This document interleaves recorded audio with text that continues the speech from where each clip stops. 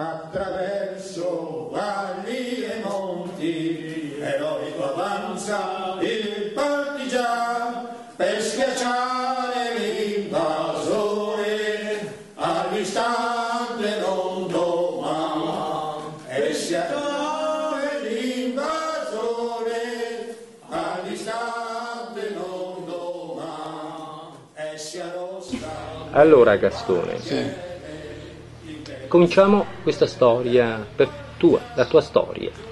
La mia storia, sempre la mia storia attraverso il partito, insomma, sì. Perché noi abbiamo iniziato più che altro da ragazzi, uno la pensava in un modo, uno la pensava in un altro. Mio padre era un antifascista di quelli buoni, insomma. Però c'era il fatto che io ero ancora giovane, ma seguivo mio padre, perché quando veniva a casa aveva questionato con uno, aveva questionato con un altro, e eravamo gruppetti che poi ci sedevamo sulla fondamenta della donna onesta. C'è una mura lunga e lì ci sentavamo tutti quanti. Però c'era quelli che erano più anziani e che naturalmente ci si parlava un po' di questo, dell'altro, di donne, di politica e di altre storie. E al lato del coso, della mura, c'erano due facce martello. Sì? E l'avevamo fatto apposta, fatte. Ma io poi avevo 16 anni, insomma, era una cosa importante relativa. E stando in mezzo a certa. Scusa Gastone, chi erano i tuoi compagni allora? Questi compagni del No, tutti i compagni di vicini di casa, diciamo. Ma di compagni proprio sono venuti dopo i compagni di politica e di altre storie. Prima erano ragionamenti così all'aria, non so, c'era un certo Cecchini che era un gran fascista e passava di là, eravamo tutti seduti in questa e c'erano le due falce a martello e allora veniva lì, sparava, era tutti comunisti da queste parti. E così poi ci trovavamo sempre in un negozio di fabbro, perché un compagno nostro, suo padre aveva una bottega di fabbro qui a Venezia, perché mi sembra che loro erano comaschi, qualcosa di simile, che è morto Giacomo Tenderini. E che aveva la bottega in Capiero San Tomà, e che aveva la bottega di fabbro. E ci trovavamo lì e là è venuto uno, è venuto lui, Osetta e qualche altro, e si parlava di questo e di quello, ma non avevamo mai parlato di politica.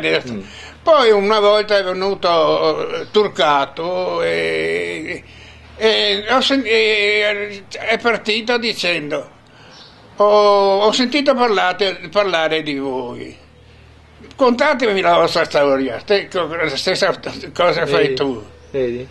E niente, ho detto, la pensiamo così, perché c'erano altri ragazzi invece la pensavano in altri modi, ma era solo per picchiarsi, ecco, per dire la verità, ma non politicamente preparati, insomma. Poi Turcato ci ha trovato e mi ha portato da parte e ha iniziato a infarinarmi, insomma. E questo no, io ci sto, quello che sia da fare. Allora abbiamo iniziato con questo insegnamento da parte di Turcato, ci dava dei foglietti da gli mettere dentro le porte, di scrivere delle scritte sui muri antifascisti.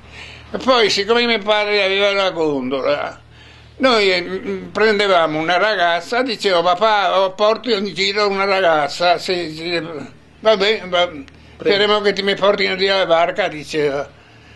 Però andavamo appunto, perché poi avevamo la pittura, la barca, e sui muri, quando era un po' scuro, andavamo a scrivere a morte il fascismo.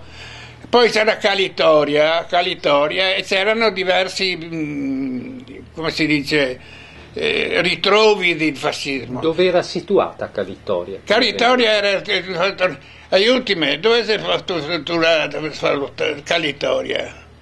Se non fosse in Strada Nuova ce Sì. n'era una dove anche quella di Boia, insomma, quella Calitoria era come quella a Roma, come me la chiamavano. Ma là era la più grande. Come via la via- Tasso. No, via Tassi, vabbè, questa è l'azione via Tassi. Ah. Ma quella proprio era la più grande, ossia quella che ti Era la sede menavano, insomma. E allora noi andavamo apposta perché Casa del Boia le scrivevamo con la pittura rossa o altre storie, a morte il fascismo e via così. E questa è stata la nostra necessità. Andavamo poi ai cinematografi, mettevamo i manifestini, le legavamo coi spaghi, poi le facevamo cadere nella platea tutti i manifesti, insomma. E il più bello è stato quella volta che l'abbiamo fatto lo stesso lavoro in piazza San Marco, invece in campanile è stato bello col colpo. Siamo saliti in campanile, ma dico, era come 44, insomma, fine 44, e legavamo sempre i manifesti e poi inceravamo un po' di spago e davamo fuoco. E noi tagliavamo la via e poi andavamo sotto l'orologio e guardavamo che pioveva manifesti, insomma. E c'era la gente che facevamo propaganda in questo modo. Poi siamo arrivati al punto che ci occorreva il materiale, naturalmente andavamo a prenderlo dove c'era, insomma, il materiale, come per esempio i ciclostili, le macchine da scrivere, sempre con la barca di mio padre, che mio padre ogni volta che mi vedeva, ma io ero convinto Ti ricordi dove andavate a prendere questo materiale di propaganda? Dunque, no, andavamo a prendere roba. Uno mi sembra era vicino, in fondamento nuove, ma non mi ricordo. Non ti ricordo.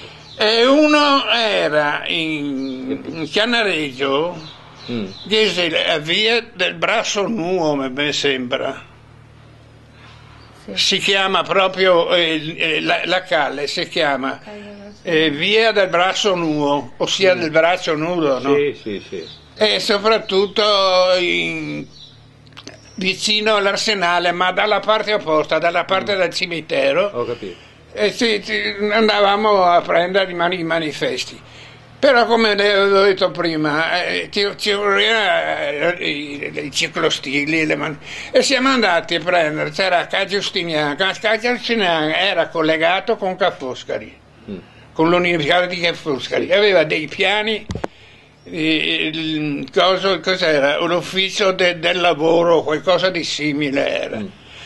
E sapevamo perché mio zio era portinaio di Ca' Foscari e lui ci indicava, insomma, andavo a trovarlo e io naturalmente facevo la spia da tutte le parti. E siamo andati da loro e abbiamo preso 2 ciclostili e 2 macchine da scrivere. E poi ci siamo presentati come partigiani, naturalmente tutti nascosti e via di seguito. Poi quando siamo usciti è stata un'azione che ci è piaciuta. Abbiamo detto, non abbiamo carta, dobbiamo fare manifesti antifascisti. Hanno tirato fuori i soldi, ci hanno dato anche i soldi dai impiegati di questa gente. E poi lasciando quello, naturalmente andavamo in cerca di armi perché si avvicinava la liberazione, insomma. E dovevamo disarmare la gente e prendere armi. Vi siete procurati le armi? Le armi, naturalmente. Con il disarmo? Col disarmo, quando passava una persona, ma non so, vestito e aveva la pistola, noi andavamo dentro con un dito o con un pezzo di legno e le portavamo via la pistola. Avevamo fatto nella bottega da Fabbro, che ci riunivamo tante volte, avevamo fatto uno scavo, siccome che non c'era il pavimento, c'era solo terra battuta e c'era un solo, come disegno, un qualcosa perché montavano solo per non stare sulla terra battuta, e avevamo scavato una fossa. E avevamo messo una cassa e mettevamo tutte le armi lì dentro. Poi naturalmente le coprivamo e quando avevamo bisogno andavamo lì o scaricavamo o se no si doveva portarle in qualche parte. Senti, il Fabbro era un vecchio antifascista. Beh, il padre io non l'ho conosciuto, ho conosciuto il figlio. Il figlio. Che aveva più o meno la vostra età? No, era un paio d'anni più vecchio, mi sembra. Aveva imparato naturalmente il mestiere dal padre, dal babbo, insomma. E era lui che lavorava. E quando ci contavano le storie, cosa dovevamo fare, cosa dovevamo dire, o ci trovavamo nel negozio del Fabbro, o in negozio di cartoleria che era di Beppi Carta, era un antifascista che aveva fatto anche il confine, era Giuseppe Stefani, mi ricordo, ma lo chiamavano Beppi Carta a Venezia. E noi non sapevamo dove portare quella sera, gli avevamo messo le macchine sotto il letto di Stefano, e lui era con le mani, tra che era perseguitato e noi andavamo a casa sua a mettere le cose sotto il letto. Poi naturalmente abbiamo fatto qualche azione, per esempio abbiamo sequestrato un ministro giapponese che era, l'hai sentita questa del giapponese, che a San Giovanni al Paolo c'era, non so cos'era, dir la verità, e c'era questo, non so se era un ministro, un console, e lo ha sequestrato, ma si vede che quella volta non c'era la gondola di mio padre. Avevano naturalmente preso una lancia, un motoscafo, ma si sono sbagliati, il console l'avevamo messo dentro un sacco. Vabbè. E aspettavamo questa barca che venisse a prenderci per caricarlo e portarlo via, e invece abbiamo dovuto lasciarlo dove lo avevamo portato a basso perché la barca non era arrivata, insomma. Avevamo fatto qualche altra azione così, per esempio Carre di Botteri, c'era anche lì un deposito di brigate nere, ma anche quello purtroppo è andato male perché nel momento che stavamo per prendere le armi, perché andavamo dentro in queste, sapevamo che c'erano le armi,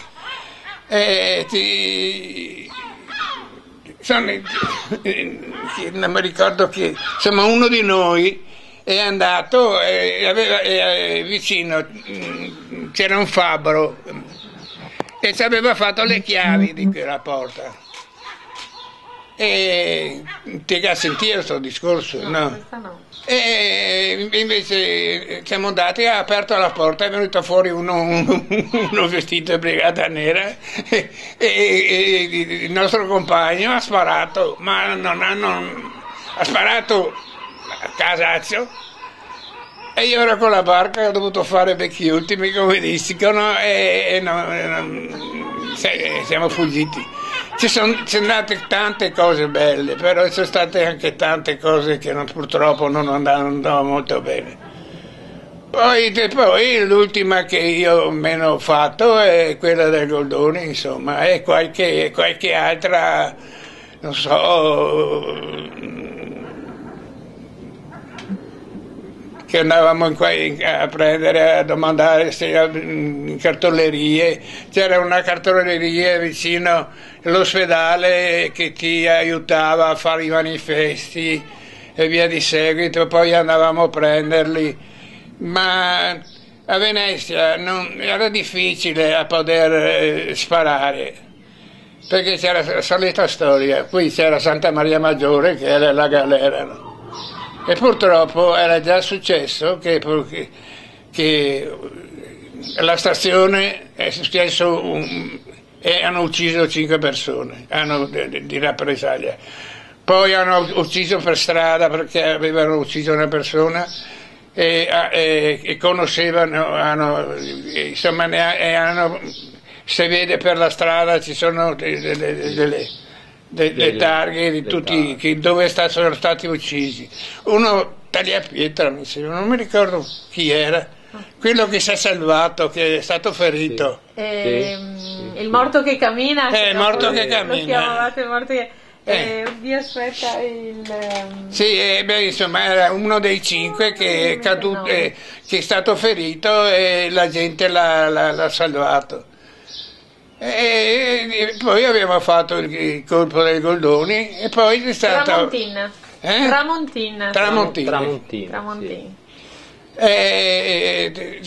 Sì, il morto che cammina. E nell'azione dopo che l'abbiamo fatto però è stata bella. Il tempo nel momento dei giorni della repressione, perché qui Venezia è stata liberata il 28, non è stata liberata il 25. Abbiamo iniziato il 25 e andavamo su tutti gli alberghi dove c'era alle zattere, c'erano tutte le mitragliatrici, c'erano i pontoni armati nell'acqua e naturalmente andavamo a fermarli come in Marittima, altre storie, cercavamo di fermarli. E mi sono dimenticato questo. Quando eravamo ragazzi, 15-16 anni, e sequestravano gli ebrei, no? E li portavano tutti in Marittima, li chiudevano nei vagoni piombati, li chiamavano. Sì. Noi andavamo invece a Marittima per andare a nuotare, ma intanto che nuotavamo liberavamo, aprivamo i vagoni perché la gente scappasse. Avete fatto anche questo? Sì, io insieme, non però in quel periodo, primo periodo, sentivamo e non sapevamo neanche, dico la verità, quello che facevamo, sentivamo gridare e andavamo lì, apri. E poi c'era l'Angelo Raffaele, che c'erano tutte le donne, tutte le famiglie che raccoglievano, erano in divisa, le spogliavano, le mettevano addosso le camicie o le altre storie dei mariti o dei figli e scappavano via, insomma. Ma erano militari allora questi? Sì, erano i militari? militari. Sì, certo. E li portava i vagoni che caricava e portavano in Germania, no? E noi altri così sentivano gridare e andavamo a spiombare questi vagoni, insomma. Ma eravamo giovani, eravamo 15-16 anni, insomma. Senti Gastone, tu hai partecipato nel giorno della liberazione, sì. No? C'è stato un'insurrezione al carcere, no? Sì, non sono stato al carcere. Non sei no, sono stato in Marittima io il giorno di liberazione. E poi siamo stati... In Marittima i tedeschi hanno cercato di prendere posizioni. Sì, e siamo andati là, appunto è stato anche un nostro compagno, è stato ferito, ma siamo riusciti a non far creare questo Ma io volevo dire... avevano intenzione di far saltare in aria dicevano, la zona portuale lì. Sì, dicevano, però io non ci credo, sa che... No? No. Bisognava che avessero più tempo, perché forse erano preparati a farlo. Ma non l'hanno fatto, insomma, non sono riusciti perché non avevo il tempo. Ma era tutta minata la zona lì del porto? No? Non lo so. Della marittima? Sapevamo che volevano farlo, ma io non so se era già minata. Non lo so. Volevo dire, è questa che noi abbiamo fatto, che è stata a Berlino. Sì. C'era a Sant'Elena. Cos'è? Morosini, il Morosini. Sì. Il Morosini lì c'era la 10ª Master. E naturalmente noi eravamo a distanza all'Accademia. E da lì partiva perché c'era l'hotel Calcina, alle Zattere e altri, che naturalmente c'erano dentro. E allora andavamo a snidarli, insomma, quella gente. Sì. E poi c'è stato un richiamo da parte dei compagni di Castello, che ci hanno detto state attenti perché ci sono la 10ª che si stanno inquadrando e stanno gridando andiamo a uccidere i rossi, andiamo a uccidere i rossi. E sono partiti da lì e naturalmente venivano attraverso la riva. Non lo sapevo, però ci sono le traverse sulla riva e in ogni traversa c'era qualcuno di noi, no? Allora man mano che venivano avanti da questo brum, e Rossi, uccidiamo. E allora cosa facevano? Ci avevano detto non uccidete, sparate alti. E noi sparavamo sopra le teste, man mano che venivano avanti i gruppi, questi battaglioni di cose, venivano avanti, noi sparavamo sopra le teste, e c'era un compagno che era proprio dell'Enel e spegneva la luce. E poi uccideva un altro da un'altra parte, venivano avanti e ogni strada si prendevano una raffica di mitra e naturalmente si sentiva cantare, ma un po' alla volta non si sentiva più cantare. Duro ce l'avevano coi capi, si sentiva che gridavano contro di loro, contro di noi. E poi è stato a parte che hanno fatto vecchi ultimi, insomma, come dicono a Venezia, che si sono fermati alla Ponte della Paglia e sono ricorsi un'altra volta perché sono ritornati. Sono tornati di corsa perché avevano capito che se andavano avanti un altro poco decidevamo tutti. E invece quando c'è stato un fuggi, insomma. È stato carino e non è morto nessuno, insomma. Quello è importante. Io non ero per uccidere la gente, non sono mai stato per uccidere la gente. Se era necessario, sì. Ma bisognava proprio che fosse necessario. Ma uccidere la gente non è che mi piaceva tanto. E qualche volta partiva il grilletto, dicevo era lui che è fuggito, ma non lo facevo proprio con la volontà di uccidere. E naturalmente se c'era necessario. Ci dai un ricordo di Turcato? Turcato, guardi, io l'ho conosciuto perché poi nel 1947 io sono entrato a Ca' Foscari. E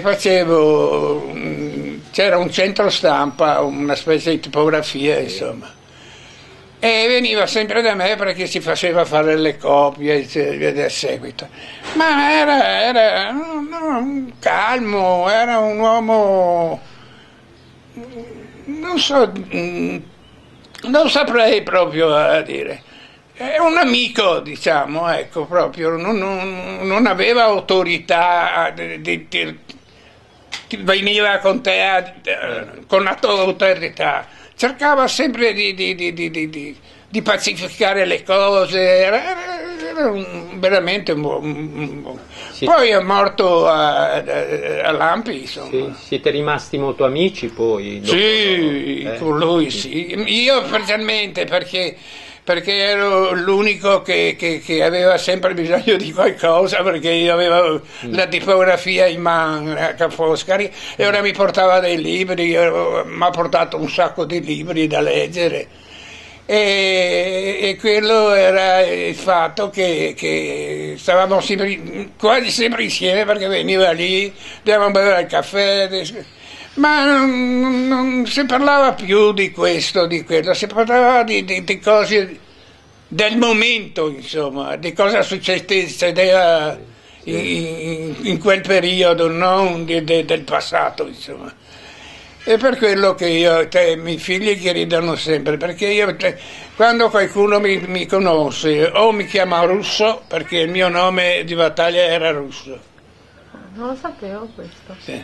Russo? Russo, perché all'inizio... Perché hai scelto questo nome? Perché hai scelto? Adesso lo spiego. Sì. Noi vedevamo la Russia, diciamo. E tutti, quasi tutti, avevano un nome russo. Io ero russo, ero biondo, e Mario Zeta aveva un altro nome, insomma, Leo. No, Leo dopo, ma prima aveva un altro nome. Non lo sapevo. Poi c'è stato questa storia che questo nome era unico e naturalmente cercavano questi nomi e allora li abbiamo cambiati, ma io Gastone l'ho sempre avuto, ma nessuno sapeva che non era il mio nome vero. E allora me lo sono tenuto come con la resistenza, perché tanto se cercavano Delfino, ma Delfino non c'era, non c'era. Tutti mi credevano Gastone, insomma, ecco, sì, questo. Sì. Perché non so come sia successo, come lo dicevo, chi me l'ha dato quel nome, forse ha sbagliato. E poi mia mamma ha detto Gastone, vada pure Gastone, perché lei voleva chiamarmi Gastone, insomma. È successo così che tutti mi chiamavano Gastone, ma nessuno mi conosceva. I vecchi invece, ancora, che Mario Osetta per esempio, ha quella mania che mi chiama Russo, perché che quel periodo il suo era un nome più difficile, ma non me lo ricordo adesso. Perché all'inizio io ero come nome era Russo, come nome di battaglia, insomma. Perché dicevano che somigliavo a un russo. Ecco. Perché eravamo tutti quanti, perché poi eravamo tutti quanti comunisti. Cosa guardi? No, abbiamo tua la foto da fotografia ragazzo. del gruppo. Ma qui avevo 17 anni. Li riconosci? Sì. Ecco, per esempio, questo si chiamava Boris. Il King è questo nascosto. Dunque c'era, questo è Totò, il Totò era di nome di battaglia, questo Michelino, nome di battaglia, questo era Gin, questo era il Moro, questo era Leo Osetta, questo era Marco, questo era Cesco, che il suo nome era Ivone invece. E questo non me lo ricordo. Non importa. Erano tutti. Non erano proprio tutti, perché c'era qualcuno che ci circondava, nel senso dall'esterno. Per esempio c'era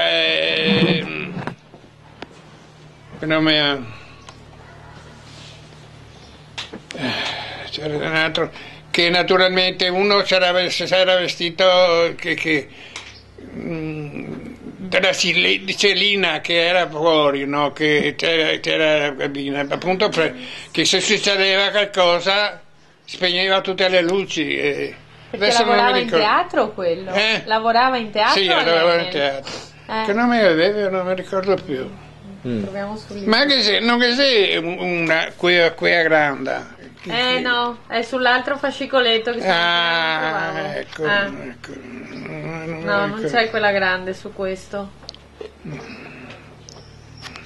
Non mi ricordo il nome. Non me lo ricordo. Ascolta, e poi c'erano le ragazze, una era assieme con Marco in platea e una era fuori che faceva la staffetta, che succedeva qualcosa. Sì, ma ricominciamo da capo. Adesso allora parliamo bene della beffa del Goldoni. Sì.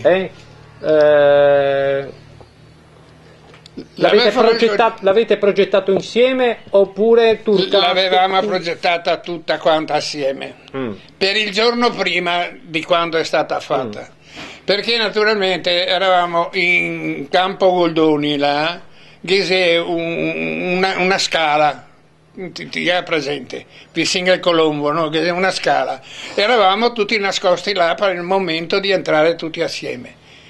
E io c'ero con la gondola il primo giorno. Mentre che dovevamo entrare, ha suonato l'allarme e abbiamo dovuto rinunciare e andare via perché naturalmente hanno suonato le cose.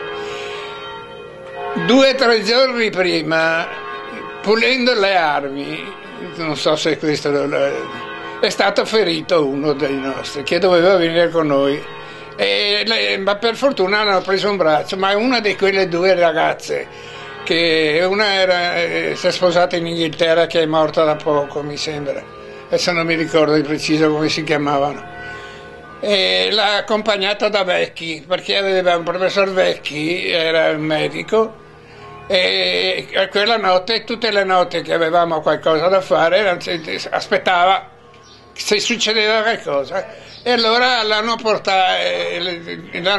da lui, gli ha dato assicurazione, perché c'era un po' di marea in quel giorno, e insomma, e poi invece il secondo giorno siamo entrati, ma anche lì è nato un altro guaio, forse non lo dicono. Uno è scappato. L'hai sentito? Sì, sì. Uno purtroppo era quello che doveva prendere il suggeritore. E invece si vede un momento di paura, altre storie, rischiavamo molto, ma non importa. Ma invece c'era King aveva molto, insomma, quando ti guardava ti parlava. Bastava un segno, già capivi cosa dovevi fare.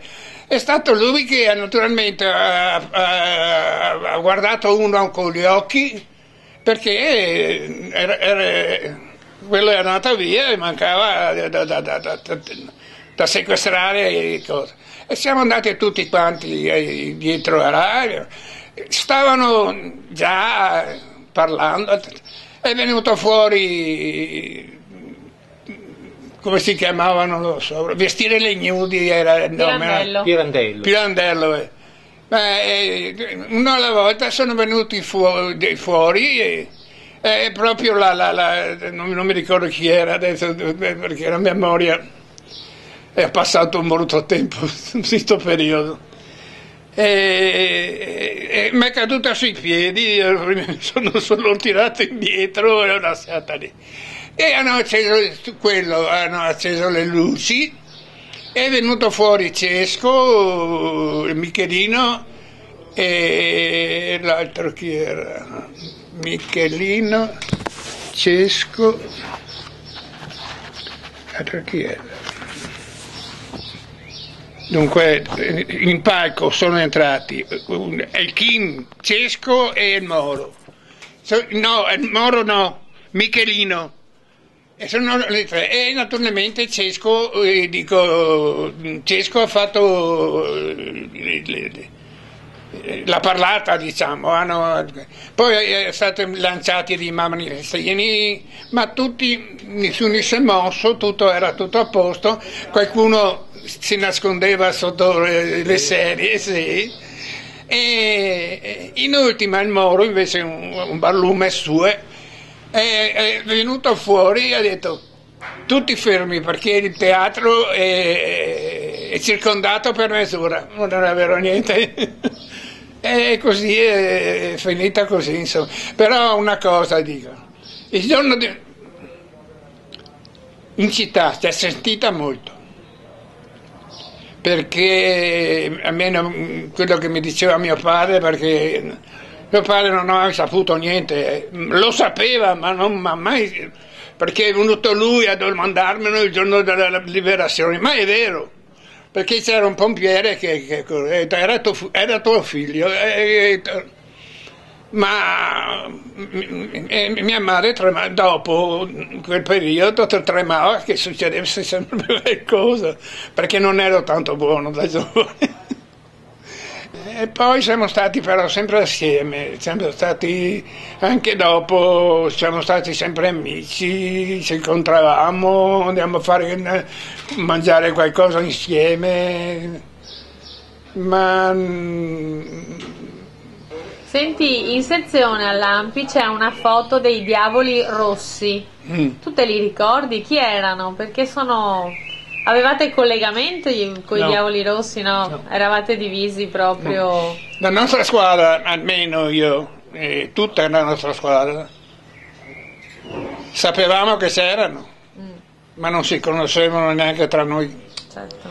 Almeno nel momento quando c'era naturalmente il coprifuoco, le altre storie che si scambiavano.